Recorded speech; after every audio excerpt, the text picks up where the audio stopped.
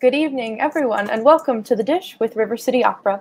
My name is Jessica Harika, and I am the Artistic Director and co-founder of RCO, and we're thrilled you've decided to spend your evening with us setting a new standard for opera. If you enjoy yourself this evening, we invite you to visit our website, rivercityopera.org/donate, and make a tax-deductible donation to RCO. We want to ensure that programming like this is made possible in the future, and we thank you for all of your generosity. And with that, let's get started. Our host this evening has successfully transitioned from premiering new works as a singer to bringing new works to life as a director and producer. I'm thrilled to welcome Dean Anthony to The Dish. Hey, Dean, how are you? Hey, Jessica. I'm doing well, thanks.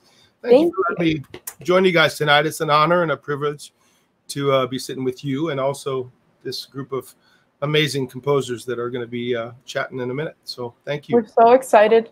Dean draws inspiration and expertise from a comprehensive career spanning over 30 years and innumerable turns as a performer, director, educator, and producer. Frequently engaged as a stage director, Mr. Anthony's artistic process is hallmarked by an energetic, gritty, and physical style. His portfolio stretches across the repertoire from Le Nozze di Figaro to Dead Men Walking and includes regular engagements at regional opera houses across the United States. And he was most recently awarded the American Prize in Directing for his work on Tom Tripolo's opera, Mayo. So we're very excited you can join us. Well, thanks, Jessica. Now on to our amazing guest composers this evening. Hailed as sublime by the Cleveland dealer, Nkeiru Okoye's genre-bending compositions reflect a dizzying range of influences. Gilbert and Sullivan, the Gershwins, Sondheim, Copland, gospel, jazz, and Schoenberg. Okoye writes in opera, theater, and symphonic mediums, and her works have been performed on 5 continents. Nkeiru, welcome to The Dish with RCO, and a big congratulations are in order for your winning of the Price Award in composition. Thank you. How exciting. It's fantastic. The award ceremony was thrilling to watch online. I had a blast. Ooh. Our next composer's music, oh, let me make sure I get her. There she is. Our next composer's music traverses the effective terrain between tragedy and ecstasy, fragility and strength, bringing together romantically delicate intimacy and the spectacular darkness of the macabre. Given Whitney George's theatrical inclinations and preoccupation with the tragic, she has turned again and again to opera as both a composer and conductor. Whitney, welcome to The Dish with RCO. Hello, hello. And our final guest this evening is probably the polar opposite of our host, Dean Anthony, and that is American composer, conductor, and music administrator Michael Ching. A prolific and eclectic composer, he is best known nationally as the composer of innovative operas, including an a cappella version and adaptation of Shakespeare's A Midsummer Night's Dream. Michael, welcome to The Dish. Hey. Hey, Michael. We're so thrilled to have you all here. So I just wanted to dive right in and get this discussion started. So I'm going to bounce Dean a question right off the bat. Dean, you have started directing and producing and transitioned your career from premiering new works as a singer to creating new works as a director and producer. So when you go to put together your creative team, what kind of qualities do you look for to produce your work in the best light? Well, that's a good question, and it's different in every single project you dive into. Sometimes you have the option to choose who you would like to be in your team. Sometimes you're given your team, and then you just have to tap dance and try to make that balance happen. When it's your own team, it's an incredible process of just being able to filter through all the. Usually, I go to the people that I know and the people that I trust and the people that can make my life easier. I don't mean that in a I want to skimp sort of way. I mean that in the sense that, if I know that I love 1 or 2 or 3 specific lighting designers, I know different set designers and in costume people, that just makes my life easier, especially, it depends on the budget, depends on the organization. So it's a plethora of different things, but the whole crux of it for me is getting people to just to be around and start the discussion. There's nothing worse than just trying to figure it all out on your own. It's impossible because there's so many different ideas and different opinions and different goals, and everybody's fighting for the same thing. In the hope is to take that puzzle and we all put the puzzle together. That's one of my new things, is that we dump the puzzle out And instead of one person just saying, I'm going to put all the pieces in myself, and then I'm going to give you a piece to put it, we all do it together as a team. That just turns out to be such a collaborative experience that is like nothing I've ever experienced before. So I love that. I absolutely love that. So I'm going to go ahead and turn it over to you, Dean. Take it away. Great. Well, I've never really hosted a composers forum because obviously I'm not a composer. I do like composers very, very much, and they're all different. Thank God. And you know, Michael Ching and I have been fortunate to have done several types of shows together, and we just finished an online one about 3 weeks ago, Michael. And it's always been a fascinating process for me, and I've done several really cool new operas and then venturing into. But Nkeiru without the R, sorry, Nkeiru. You know, I have actually met last year on a phone conversation, which was really incredibly educational for me. And Whitney, I've never met before, but so I'm excited to be here with you. So I'm just going to start out and start asking some questions, and I'm going to just ask each of you an individual question, but I would really love to have the other ones piggyback into some of the same feelings that they have, because they're all going to be different, and that's important. So Nkeiru, I'm going to start with you. Is that okay? All right. Great. So often composers get mislabeled and misrepresented. Okay. How can we avoid the pitfalls of being considered emerging? Or how do young composers break through that first level to be considered something beyond emerging? Now, see, those are two very different questions. Agreed.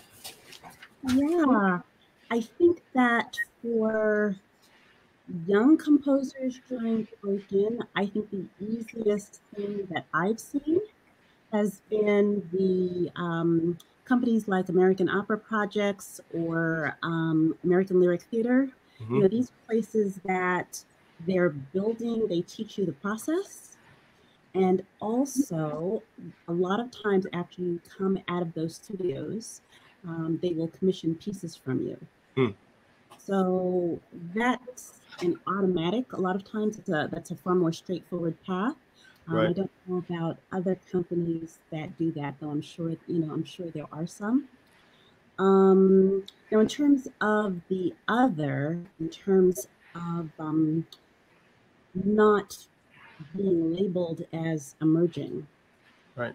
you know, a lot of times people think, well, this is your first opera, so you're a new composer.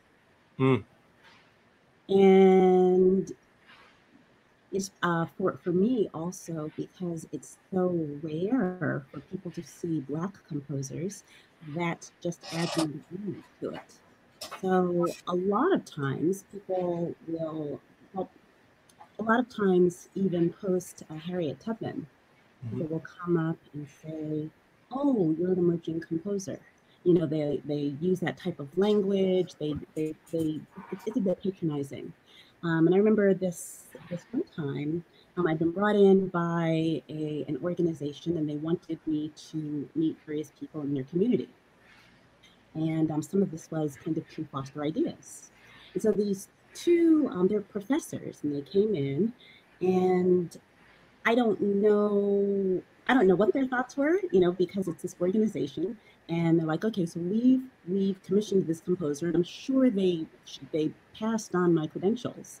And the people started, these two men started offering me, I think it was telling me about William Grant Still, and, you know, because he wrote opera, so it became really obvious that they had no idea that I'm a composer.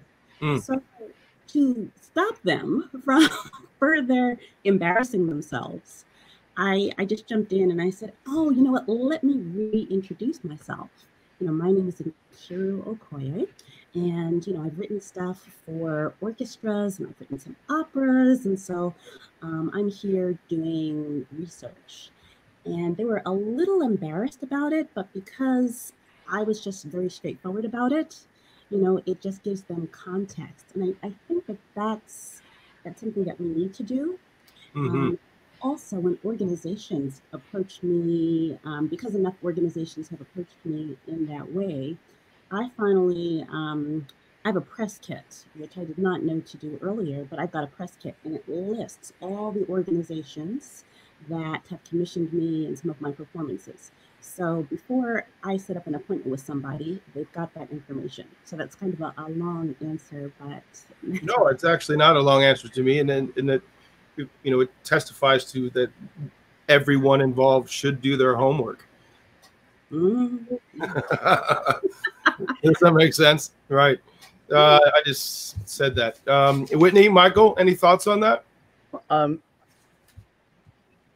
go for it.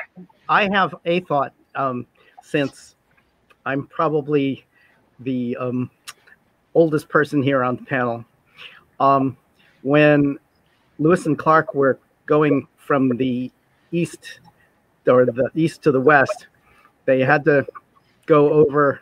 They didn't know where they were going, and they ran into a tribe that was there that they talked to, and they asked the chief, "What is over the mountains?" And the chief said, "More mountains." And what I'm trying to point to is that we're always emerging at some point in time. I mean, I guess once we all land our Metropolitan Opera commissions, we can say we're not emerging, but we're always emerging. I mean, there's always you get to one point of success or a career, and you just see another mountain, and that's okay. That's just part of the fun. Right. Yeah, well, that could, the difference between emerging and learning are interesting. Yeah. Whitney. Yeah, oftentimes the emerging label is slated alongside an age as well, like emerging, or you're under 32 or 34 or under the age of those numbers. So it's a weird thing to consider that, like, you can't, for example, come to composition later on in life. That's an unfortunate sort of result of that kind of label, and I think it's one that's I think labels, I'm not going to say anything new, incredibly problematic. Absolutely. I myself fight against labels often, and I'm sure there are other people definitely in that same boat, but the idea of also, for myself being labeled as a female composer or female conductor, I would really just prefer to be a composer or a conductor, versus having my gender assigned to necessarily what I do. So I think emerging creates a number of issues in the field, and I think the biggest one is sort of disinviting people who have come to composition through performance. And I think that especially later on, or at least that's something that I was definitely a performer before I was a composer or conductor. And one of the reasons I ended up turning away from performing in an instrumental kind of capacity was just due to nervousness, which is so strange that, like, as a conductor, I have no stage fright whatsoever. It's all about, I guess, facing the other way against the audience for whatever reason. But in any event, the idea that, like, people will come to composition in different stages of their life, and just because I ended up getting on that boat for one reason a little earlier than others doesn't mean that I'm any more or less emerging. Right. And certainly, I think we're always we're perpetual students as well. Just like Michael said, the idea that, like, well, like what use is emerging as a title? I just anyway, those are sort of my thoughts. Well, that makes perfect sense. And even on my side of the table is, as a singer for many years and a performer, that's all I did. And then I did go to the other side of the table and started directing and producing. And it's been quite a few years now, but some probably see me still as emerging as a producer and a director. And some people have complete polar opposite opinions that I shouldn't even be behind the table, but that's and that's okay. So great. Any other last thoughts on that before we move on? This is fun. This is really fun. So I'm going to jump in for Whitney. Okay, it is just a simple question Yeah. that I think is really important for us to just throw out. Can you talk a bit about your compositional process? All right. So yeah, this is definitely like a question that comes about often for composers, which is great. And I think what's also wonderful is that I try to answer it differently every single time it comes around. So today I'm going to choose to answer that my compositional process comes out of a necessity to want to communicate with people. Which is not usually maybe the answer I give. I think that ultimately, I think it's a Gustav Mahler quote, and if I'm misquoting him, even better. The idea that if a composer knew what he wanted to say with words, he wouldn't bother to say it in music, right?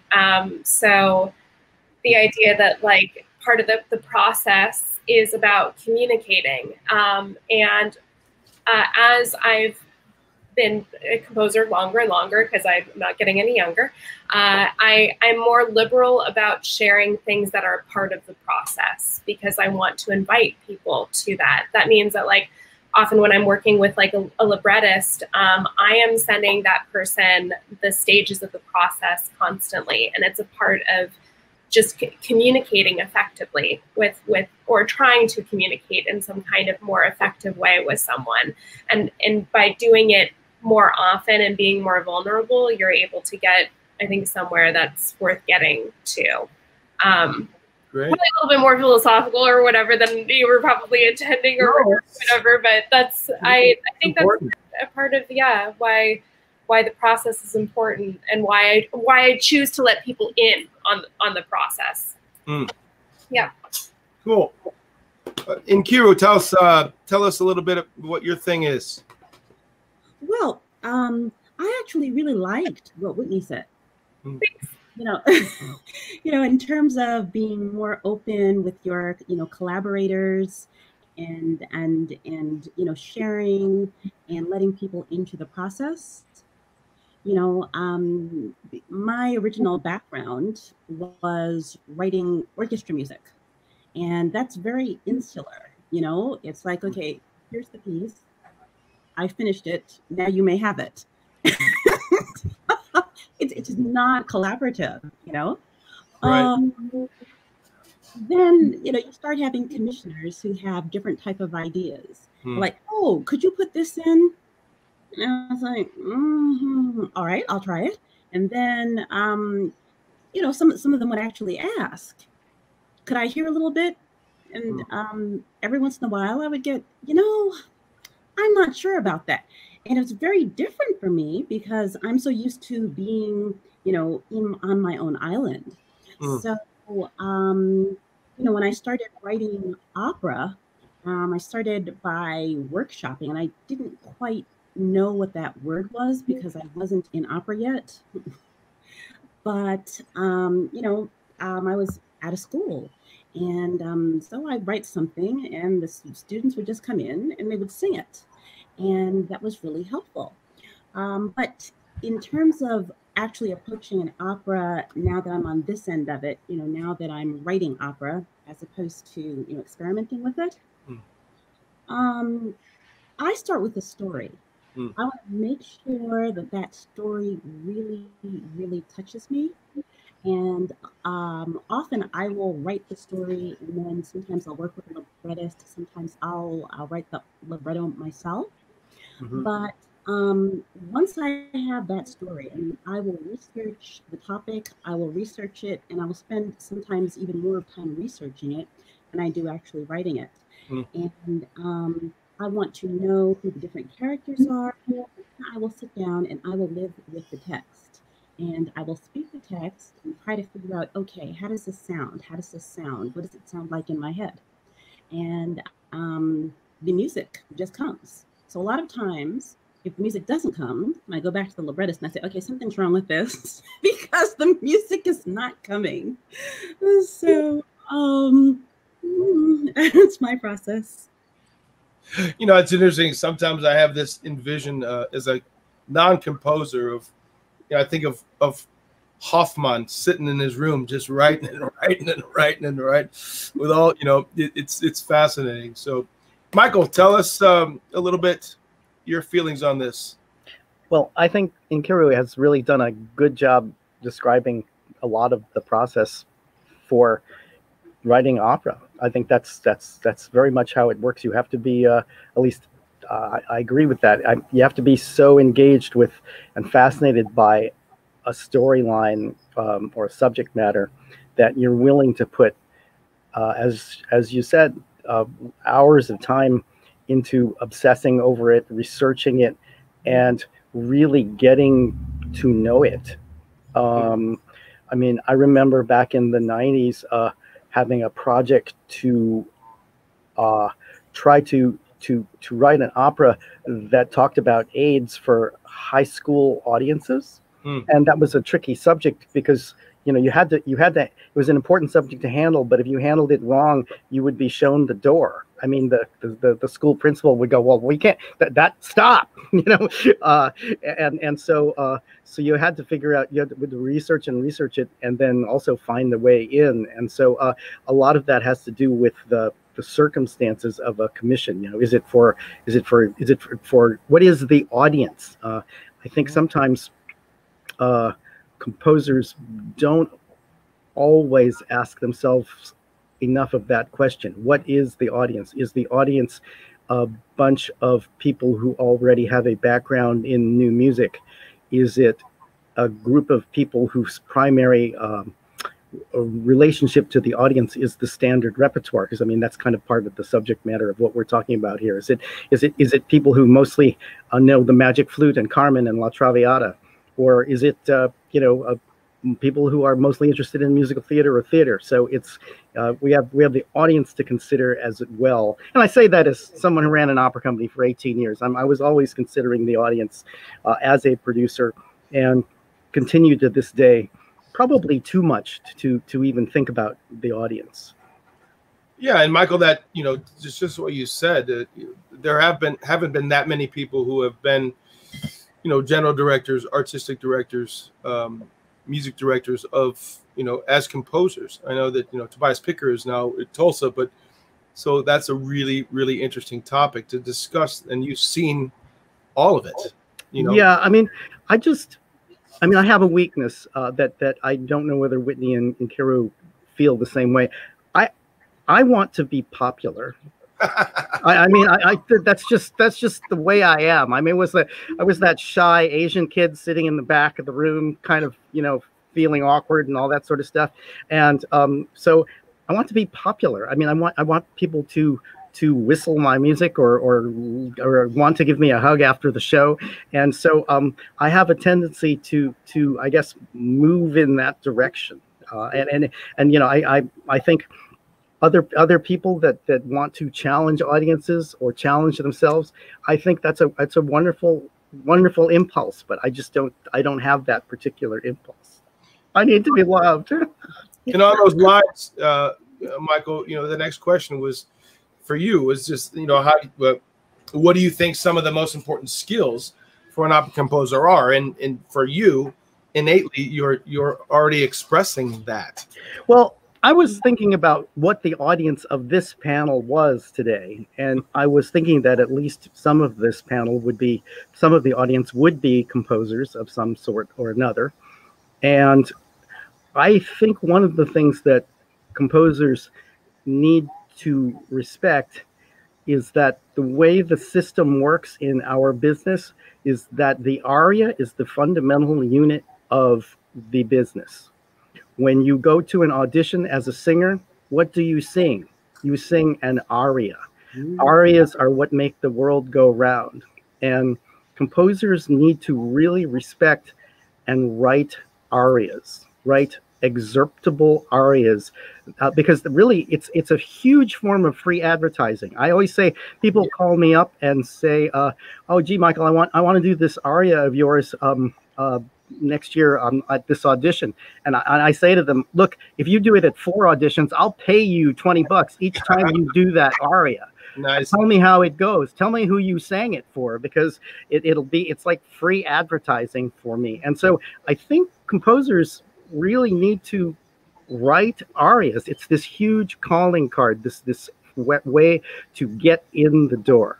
And I think we try to be subtle. We learn how to write scene music. We respect those kinds of composers who really work very hard at the drama that's going on in the show. But I really think the audience is there to hear Sempre Libera or Mi Chiamano Mimi or the Seguedilla or the Habanera, and it's important to have those. You know, it's interesting you say that, and I think it's okay for me to say. You know, I've done several projects with Tom Trapullo, and when we were doing Mayo, there was an aria that, for me, it could be excerpted into an aria, and the scene was a little bit longer than that. And I just said, "Hey, Choop, you might want to shorten that up." And I think, I know a ton of baritones that would be putting that out. And he went, "Okay, well, great." So now. So it is really, really important. And I've seen that all the time. And then a guy who runs a young artist program, I'm constantly feeding young singers the repertoire from new composers. And I think that that's a great point. So good. So anybody, so Nkeiru, do you have any comments on that question for Michael? Commenting. I'm sorry, kind of lost. What are some of the most important skills, in your opinion, for an opera composer? I think what Michael said was dead on. Okay. And you have to know the audience, but you also have to know your commissioner, which is part of knowing the audience. If you have a commissioner and they want XYZ to happen, and that doesn't happen, you're not going to have a happy anything. So that's really, really important. If people say, "Well, I want a piece that's going to do X, Y, and Z," I want a piece that's going to, in my case, usually to engage the African American audience. They're not looking for something atonal. So, they want something that that's different, and so I've learned how to merge those two. But, a lot of times it's, if you want a happy, festive piece, you can give them something that is for shock value. They're not going to be happy, and also they're going to talk about you. So, there's that. I want to also go back to the thing about arias. A lot of times people forget, that opera starts with these arias, and that's what people really, really, that's what they come home singing. And when I was writing my first opera, I was kind of going that direction. Someone said, "Oh, I'm looking for a song cycle." And so because that person was looking for a song cycle, I ended up with my cycle, which is called Song Cycle. And exactly as Michael said, singers will sing that. They put it on their audition sheets. They sing them all over. Sometimes I've heard about bootleg recordings of them that are going on the internet. And I was just like, whoa, that's really cool. Because I also like to be popular. So I think that's the key. Great. Hey, Whitney, I'm dying to hear what you have to say. Yeah.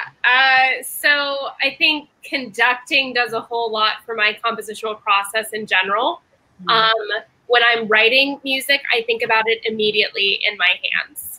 So like I am there like with like a imaginary orchestra thinking about especially if I'm writing opera, I'm also engaging my really terrible singing voice. I'm not a singer at all. I'm an ex-oboist, but I think one of the important things though, which no one should, I'm so sad that this is live now. But the idea though is like, you catch a lot of your mistakes by conducting mistakes or, things like, setting something on a downbeat versus like a preparatory gesture instead, when you're actually actively doing the thing. And so a lot of that comes from just engaging with the composition in a meaningful way that like kind of tries to replicate the performative aspects of it. And so for me, like as a sort of half conductor, half composer, I've definitely written things in operas or otherwise that I needed to work on as a conductor myself, like really ferocious mixed meters at fast tempos, for example, and also setting that in terms of lyric content as well. So I think all this to say, engaging with the performance of it in some sort of way is a really valuable skill, because that's what I generally try to teach my students who study composition with me. One of my students is writing a choir piece, and I sung one of her lines to her. I was like, that was so awkward for me to have to do that for you, wasn't it? And she's like, it was really, really awkward. I was like, you got to just sing through more of this. You'll figure out what's awkward. Just like when you're writing a paper, if you're speaking it out loud, like you catch yourself in so many different ways. So anyway, that's just kind of engaging with the practical performative aspects of things, I think is really helpful, and conducting does that in a huge way. Yeah. I love that. Yeah. And actually, I've heard Michael Ching sing many, many, many, many times. More than you'd ever want to. My composition teacher, Robert Ward, when I had my first project with him, which to write an opera, he made me, what he said is that I'll let you write anything you want, provided you can play it and sing it at the same time. And you know, since I started out as an opera coach, that's a fair thing. You're supposed to be able to play, I don't know, you know, the composer aria from Ariadne, and be able to play it and sing it more or less, at least as well as you can. And it's a good goal. It's kind of a check and balance to a certain kind of difficulty level, because I would say to young composers who I believe might be in the audience here, or singers who are dealing with composers, is that I think a lot of times composers write music that is perhaps a little bit too instrumental, and that's a polite way of putting it. And another way of putting it is that they write stuff that people can't sing, or that somebody can sing, only one or two people, one of those really, really good specialists that you know, that can tell you what pitch this is, you know, that's an A flat, you know, but a lot of times the music is simply more difficult than the situation merits. I mean, if somebody has got, I don't know, 8 weeks to learn a piece, and that's all they have to do, you can write something that's incredibly difficult. But who has that time, right? And most of the time, you know, you've got what, I don't know, 6 hours or 9 hours of, you know, if you're talking about orchestra time. I mean, that's a lot of orchestra time. I mean, or 2 weeks of production. You've got to write something that can be performed and put on its feet in a 2-week period, when the group can rehearse in just the evening. So it's part of, as we're all mentioning here, tailoring the work to the situation. You know, you don't write a really difficult college level piece for a middle school choir. You just, you match things up. And I really do think a lot of the times that current vocal music is more difficult than it needs to be. Sometimes, I mean, you know, hopefully he's not here and we can talk about him. I mean, Tom Chapula, we were talking about it. Sometimes I want to take Tom and say, Tom, notch it down just a little tiny bit, and every college and university in America would do this piece. But you got it so notched up that only, you know, really high level companies are going to be able to look at your work. And I do think sometimes that if we could write for college seniors, if you can write opera for college seniors, the professional opera companies will be all over it. You know, and that to me is part of at least part of what I like to do, is to keep it simple, except when I know I have the opportunity to be difficult. Yeah, you know, I'm sorry to interrupt. Go ahead. Go ahead. Go ahead. One thing that I will do I have a group of, I wouldn't say they're a group, but I've got singers on my roster. These are people who are familiar with my music, but also they're singers that if I say, okay, I need to know how this sounds in your range, how does this work? I've got this thing, and they will give me feedback. And a lot of times, as composers, we're so caught up in our own world, we forget that, if you ask someone, what does this sound like? Can you sing it? Is it singable?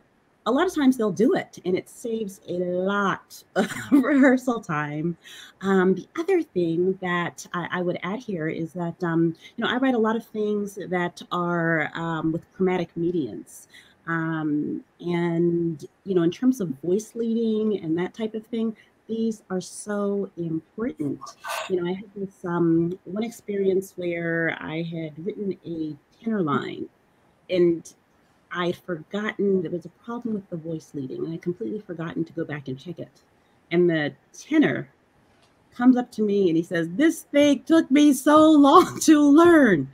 And I'm just thinking, you should have said something. I would have changed it. So, yeah, it's voice leading.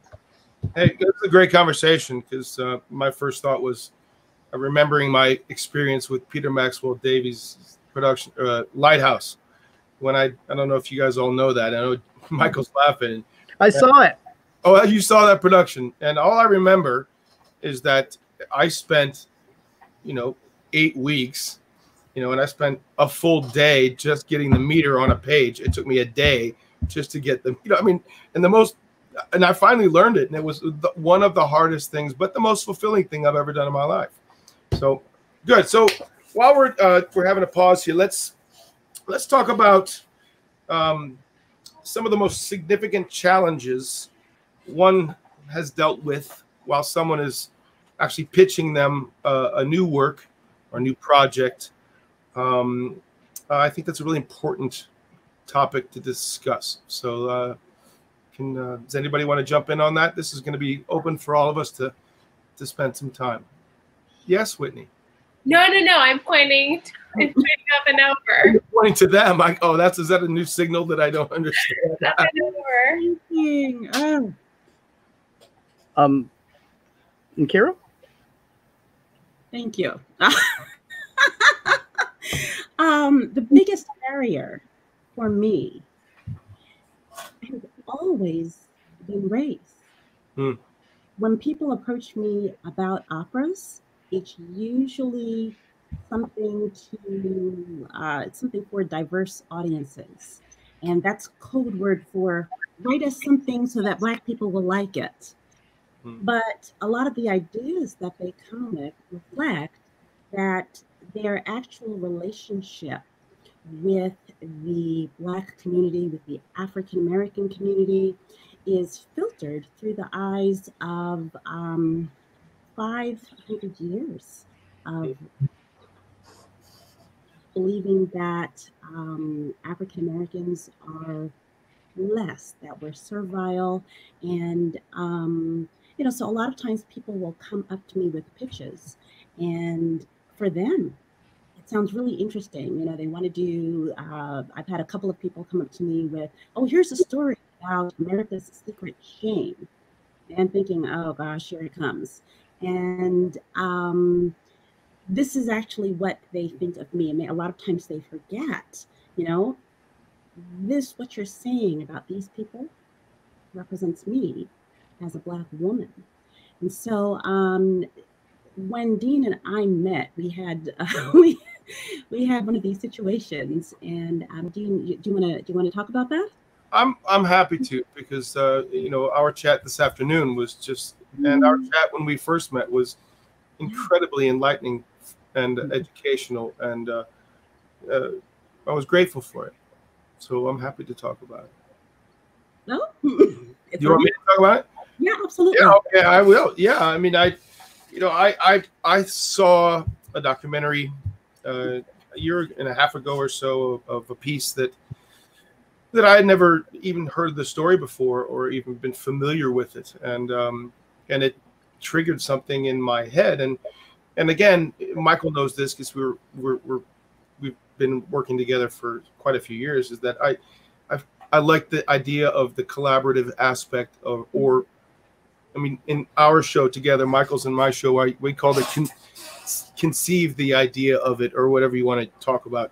And you know, and this story was something that I didn't know. I didn't know it, and I was fascinated, and I was mostly fascinated as to why I didn't know about this piece, and why was I not educated about this story. And I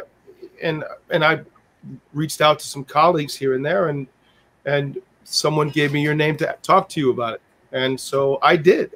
And I did it in a very, what I thought was a naive and just open and interesting way, but not realizing until we spoke, until we had that hour-and-a-half long conversation, which was amazing, that exactly what you're saying, which made me take pause and go, oh, I mean, this is a year and a half ago, you know, and this is not, you know, 3 months ago when, exactly.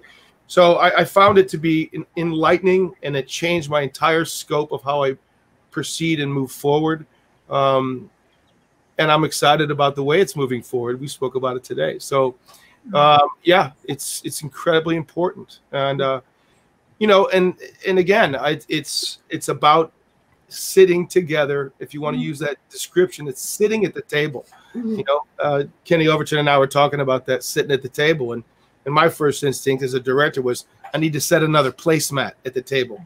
And glad to, what's that? I was really, really glad to be invited to the table. And just my perspective of it was simply that in terms of telling stories, and this one was about Black women. So I just kept thinking, and the one question that I asked Dean was, would you want to see your mother like this? And he thought about it. And so we really, really, really talked about this.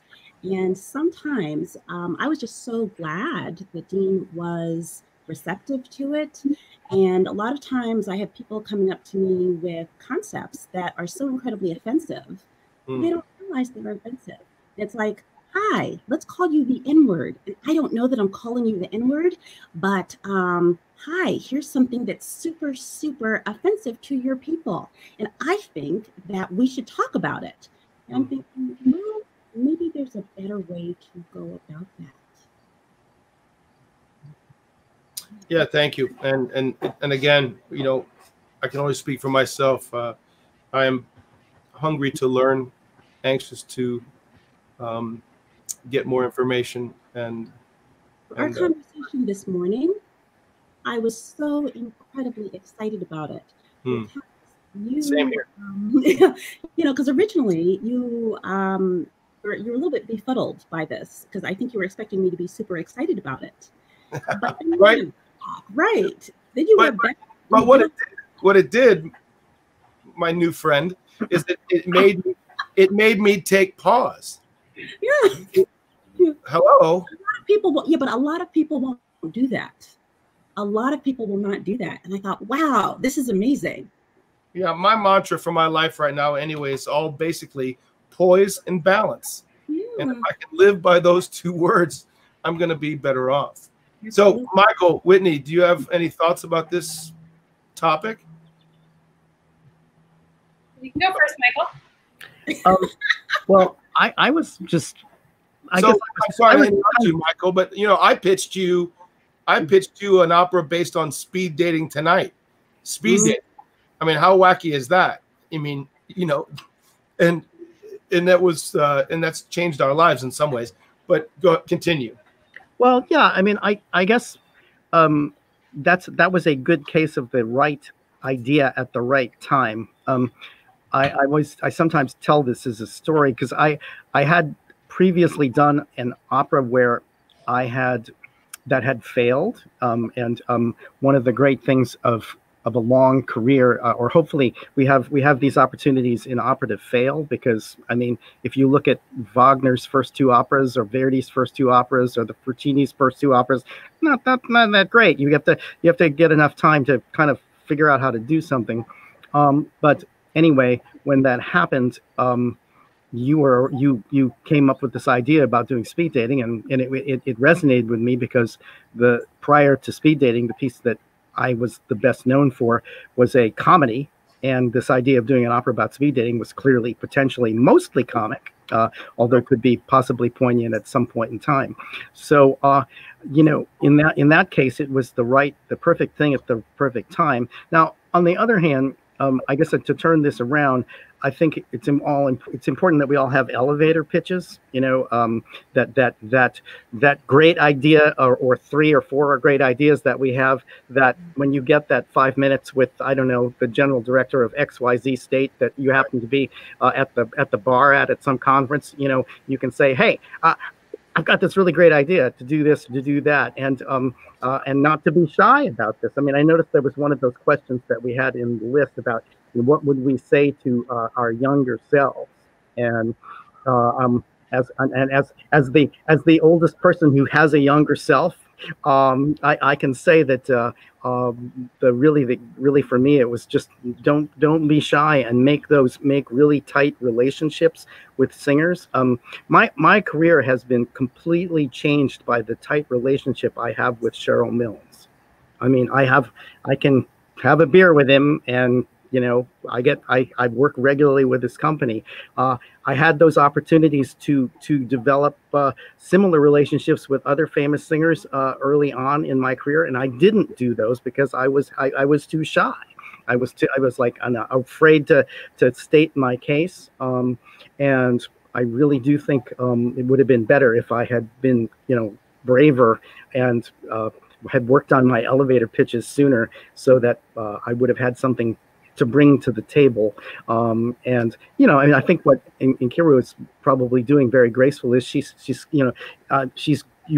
I can interpret you a little bit, that you're grateful for the fact that someone has come to you, but then you at the same time need to either educate them or turn them around to an idea that well, I don't want to do this, but I'm glad you're here. Let's talk about this. This is the great idea that I have, that I would like to move forward. And so we're constantly, I think, as composers, intellectually curious, right? I mean, we're looking at movies, films, books, short stories. For me, I read a lot of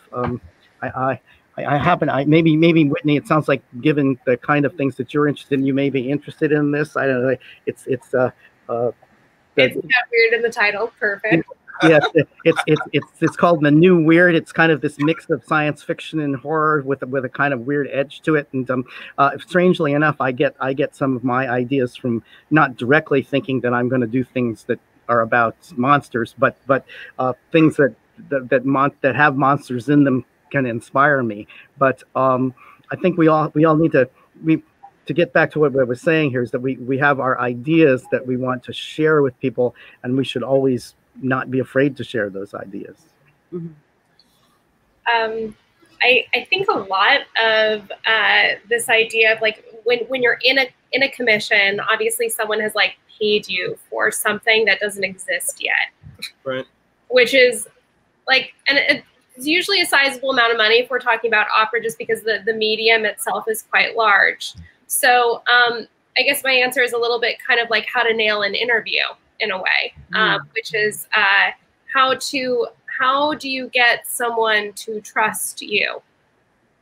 And that involves reading the room, which I think is also an important skill to have as a composer, more so for me to have as a conductor, because I'm there to try to elicit the best sound I can out of someone. And the only way that I'm ever going to be able to do that is by reading that person effectively. Same thing goes for like if I'm in a commissioning situation, or if I'm in a negotiation situation. The idea is like and I realize that my answer is a little bit like maniacal in a way, like give me your trust and everything will be fine. But like the idea that's the where you're trying to get to, because once you have that person's trust, you can start making the decisions that are right for your piece that you're writing. And I think, again, because we deal with such a beautifully nebulous art form that exists in absolute nothingness, right? It's just like hypothetical, like dots and lines on a piece of paper that don't really make sense until it's put together in front of an audience, really, that like trying to realize where the anxiety comes from is probably mostly that feeling of trust. And so trying to get the situation over to your side in whatever means necessary to make the decisions that you need to make the art right. Yeah, which I know that Jessica's going to interrupt here in a minute, but Whitney, just quickly on that, which is still in some ways similar to the way I have to do things production-wise, but based on the fact is if someone just contacts you and commissions you for a piece that they already have in line, that's completely different than, Nkeiru, me calling you with an idea on the phone and saying, hey, I have nothing, I have no funding, I have no company. What do you think? So it's a different process for everything. And when I called Michael about my show, I just threw it out there to see if he was interested. And then it progressed from there. So really great points, everybody. Well, that sort of segues into one of the live questions we were just asked by an audience member, which is, how do you get your works promoted? What's the most effective way you promote your works? How do you compete, so to speak? Michael, I think we go back to Michael's point, which is have other people advertise for you. If you write some arias, if people like them enough, they'll see them and they're advertising for you. Right. I'm not saying that's the only way to do it, but it makes it really, really neat when that happens. Sure. I feel like it's always good to have somebody advocating on behalf of you instead of you having to be your own cheerleader all the time. Right. Another question we have from our live audience members, if you're familiar with standard opera rep, where do you go to learn about new composers, contemporary works? Where can you find these things? Or is there a big hole that we're missing and maybe there's an adjustment there?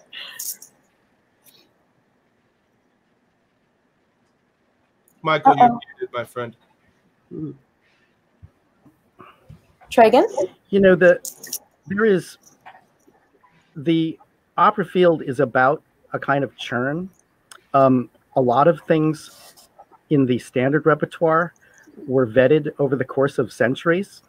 And with a new piece, it's hard to say whether the piece is going to stick to the wall or whether it's got issues or whether it's wonderful. And so for an audience member based in the standard repertoire, you have to be comfortable with the idea of disliking something.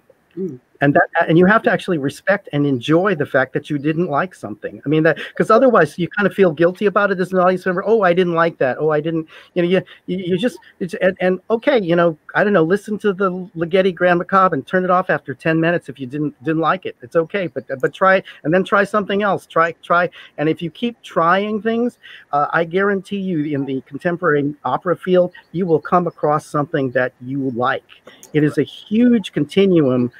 I'm on the barely opera, it's almost musical theater, and my friends say I should try to write musicals side of things. And then there are people who write very, very experimentally.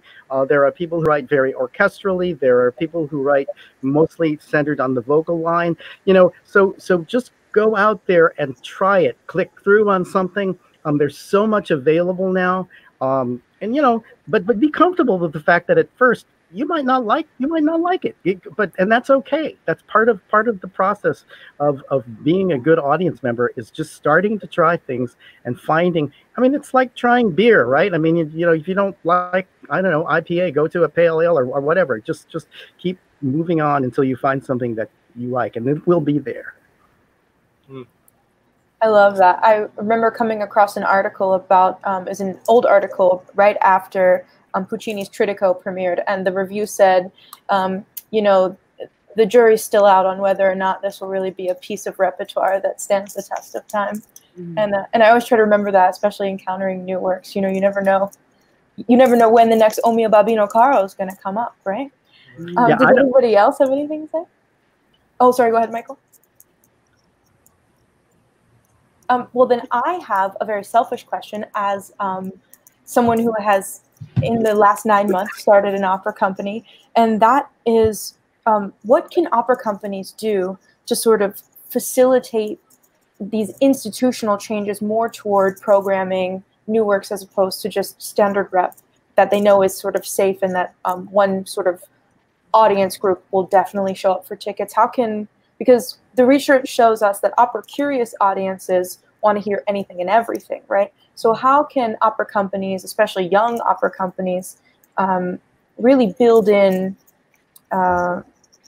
methods and create some change there for new composers? I think creative marketing is a huge thing. And part of the reason is like, you know, the standard rep withstands the test of time because we know the standard rep because it gets played all the time. So like the problem with new rep is it hasn't been played yet. So how do you, it's like selling a perfume, right? Like you're smelling a scent, you're selling a smell. So like what, but you can't send someone a smell. Like you have to evoke a feeling of a smell. So like creative marketing, I think, is huge. And like make me want to see the opera, even though I haven't heard one freaking note of it.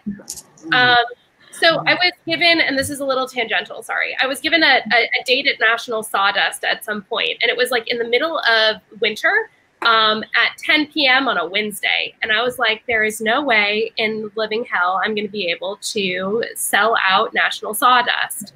And so I was like, what will drag people out of their apartments in the middle of winter at 10 p.m. on a Wednesday? And I was like, an erotic opera. An erotic opera will get people out of their apartments. And it did. I sold out the whole damn house. Anyway, so the idea, though, was like, how to then sell a sexy opera without like really having much out there about the sexy opera. And we kind of took that same approach, like how do you sell a scent? And so I think that is like, you have to sell the idea to people. It has to be so remarkably cool that people want to see it. And that I think that comes from creative advertising, really. Educating your audiences. Yeah, absolutely. Anyone else? One thing that, I guess two things that I do. The majority of my pieces are interdisciplinary. So I'm going for audiences that don't even like classical music.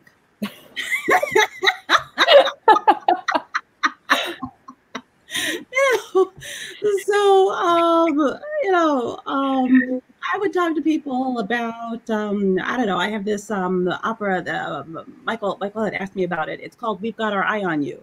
And it's inspired by a scene from Clash of the Titans. It's about the ancient Greeks. It's funny, but, when we advertised it, I don't go to the music people because they're going to come anyway. I will go to the other people because they'll create a buzz. So, if I'm on a college campus, I thought, okay, Greek societies. So we went to these sororities, and we advertised it that way. For me, the other thing is, of course, getting the diverse audiences. And with that, it's a matter of having a storyline and having people that represent the people that you're trying to attract. And one thing people don't realize, Black people like to see Black faces. So if you have a show and you bring in a composer who is Black, who's African-American, if you bring in a librettist, is that you've already got half of your job done, because people will see those faces and say, oh, I want to go see that. It's entirely different when your creative team does not look like them, because they're like, well, I don't know. It may be something that's not quite for me. So that's just a just a consideration. But I always go through the disciplinary thing. If you've got something that brings in a different audience, I mean, I don't know, if there's a Pythagoras opera, you go to all the math people and say, hey, we've got something on Pythagoras. I absolutely love that. Michael, do you have anything to add? Well, I think what we're kind of hinting at here is that there are many different audiences. There are several different audiences, and there is certainly not one audience for opera. And for example, in Richmond, Virginia, you may have a conservative state audience that is looking for a certain kind of opera or operetta, and then if you do something new, you shouldn't count on that audience to be more than 10 or 15% of that audience. You need to find a different audience and have fun with that. I mean, I know that Shreveport Opera, which I know Dean knows as well, and I've worked down there. They've got this edgy series that they do once or twice a year, and they get a whole different crowd that comes to see it, and that crowd is happy to see it, and it may not be the same crowd that wants to come see La Traviata or Man of La Mancha. So it's different audiences. Really diversifying who you're putting out material for. I like that. I also think that if I may just jump in for 2 Please. seconds, I'm hopeful that in this difficult time, in this quarantine period, and I believe this is possibly a really excellent time for our industry to take a step in the new direction, and really just, instead of just saying, okay, well, let's get back to work and just give everybody the canon, as we would call it, let's just be committed and go there, and let's just experiment and show these audiences this is what we need to do, and this is the best way for us to do it. So that's my 2 cents. I absolutely love that. Well, we are right at time, so I am going to say a big thank you to all of you for joining us here today. I appreciate all of your wisdom and experience and knowledge. It's been invaluable. So thank you, thank you, thank you. Thanks. It's great to spend some time with you all. It really was. Thank you. Thank you. Thanks. And I want to thank you all so much for joining us this evening. Be sure to catch us again live next week on Thursday, August 27th for our final episode of The Dish. Singer and activist Tracy Cox will host this event, joined by Dr. Imani Mosley, Maraway Kalia Adib, Liz Book, and Gabriel Hernandez. Tune in as we ask the questions: where do we go from here? What would we like opera to look like in our ideal world? And what first steps can we all take to get there? This has been The Dish with RCO. We thank you again for joining us, and we wish you and your loved ones health and safety. Have a great night.